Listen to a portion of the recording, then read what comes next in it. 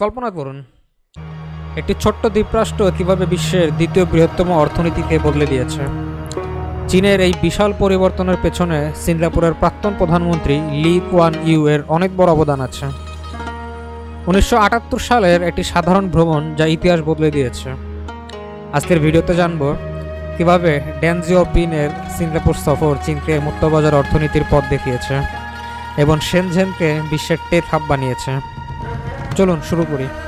আসসালামু আলাইকুম, সবাইকে আমার চ্যানেলে স্বাগতম। আমি মোহাম্মদ সাইফুল ইসলাম, আর আজ আমরা দেখব এশিয়ার ইতিহাসে একটি অবিস্মরণীয় ঘটনা। এটা শুধু রাজনীতির আলাপ না, এখানে অর্থনীতি, লিডারশিপ এবং সবচেয়ে বড় অনুপ্রেরণার গল্প আছে। আপনারা যদি ইতিহাস নির্ভর এডুকেশনমূলক ভিডিও দেখতে চান তাহলে আমার চ্যানেলটি সাবস্ক্রাইব করতে পারেন। তাহলে আমরা গল্প শুরু করি। চলুন আপনাদের নিয়ে যাই 1970-এর দশকের চীনে। প্রথমে বুঝে নেওয়া যাক চীনে কেন এতটা পরিবর্তনের দরকার ছিল। 1949 সালে মাও সেতুনের নেতৃত্বে কমিউনিস্ট চীন গঠিত হয়, কিন্তু মাওয়ের গ্রেট লিপ ফরওয়ার্ড যেটা 1958 থেকে 1962 এবং কালচারাল রেভলিউশন যেটা 1966 থেকে 1976 চীনকে ধ্বংসের দ্বারপ্রান্তে নিয়ে যায়। কোটি কোটি মানুষের মৃত্যু হয়, অর্থনীতির স্থবিরতা দেখা দেয়। চীনের জিডিপি প্রতি মাথাপিছু ছিল মাত্র $150 কাছাকাছি, যেটা ভারতের কাছাকাছি কিংবা ভারতের চেয়েও কম ছিল।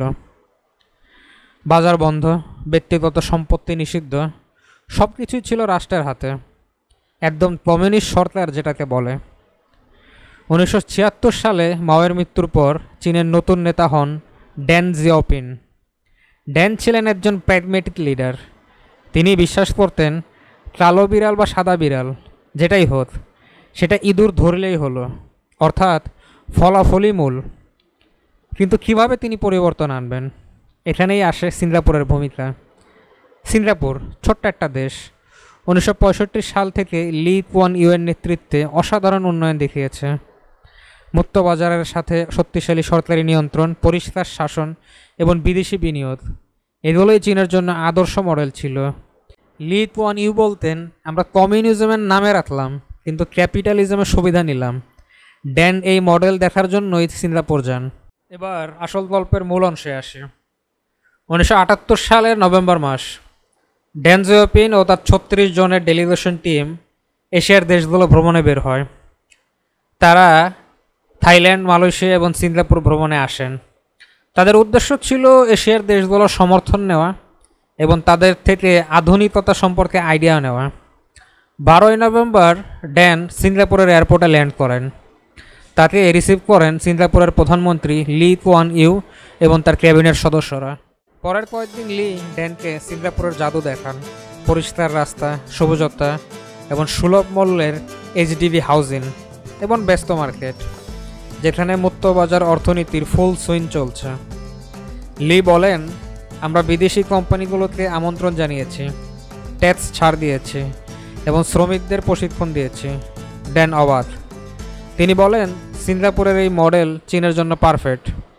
এই ভ্রমণে ড্যান এতটাই প্রভাবিত হন যে ফিরে এসে হাজার হাজার চীনা কর্মকর্তাকে সিঙ্গাপুরে পাঠান শেখানোর জন্য। লি কুয়ান ইউয়ের সাথে এই মিটিং ছিল দুই লিডারের মধ্যে বন্ধুত্বের শুরু। লি পরে 33 বার চীন সফরে যান। এই সফরই ছিল চীনের রিফর্মের স্পার্ক।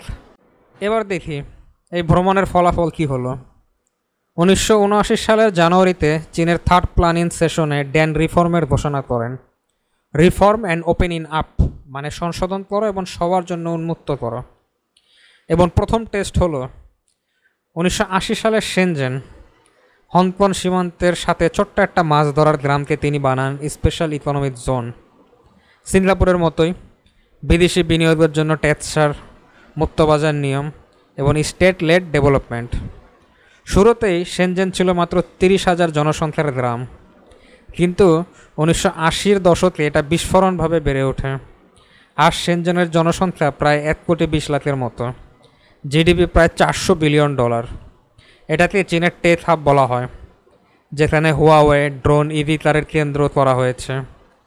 চীনের মোট জিডিপি 1978 সালে যেখানে ছিল $150 বিলিয়ন, সেটা আজ 2025-এ $18 ট্রিলিয়ন বেশি। লি কুয়ান ইউ এর মডেল ছাড়া এটা একদমই সম্ভব ছিল না। ডেন বলতেন, সিঙ্গাপুর আমাদের শিক্ষক। এই সিঙ্গাপুর ফিভার চীনের সব প্রদেশেই ছড়িয়ে পড়ে। তো এই গল্প থেকে আমরা কী শিখি? একটা সফর, একটা মিটিং কীভাবে বিশ্ব বদলে দিতে পারে। লি কুয়ান ইউ ছিলেন শুধু সিঙ্গাপুরের ফাদার নয়, তিনি ছিলেন চীনের মডার্নাইজেশনের গোপন গুরু। আজকের চীন বিশ্বের ফ্যাক্টরি থেকে ইনোভেশন হাব, এর পেছনে লির প্রভাব অস্বীকার করা যায় না। এটা আমাদের শেখায়, অন্যের সাফল্য থেকে শিখুন, প্র্যাগমেটিক হন এবং পরিবর্তনকে আলিঙ্গন করুন। আপনারা কি মনে করেন, লি কুয়ান ইউকে কি চীনের ফাদার অফ রিফর্ম বলা যায়? কমেন্ট করে আপনারা আপনাদের মতামত জানাতে পারেন। আর এই রকম আরও শিক্ষামূলক এডুকেশন ভিডিও যদি আপনারা চান, তাহলে সাবস্ক্রাইব করে চ্যানেলের পাশে থাকতে পারেন। পরবর্তীতে এরকম আরেকটা ভিডিও নিয়ে আপনাদের সামনে আসবো। ততদিনের জন্য আল্লাহ হাফেজ, ভালো থাকবেন সবাই।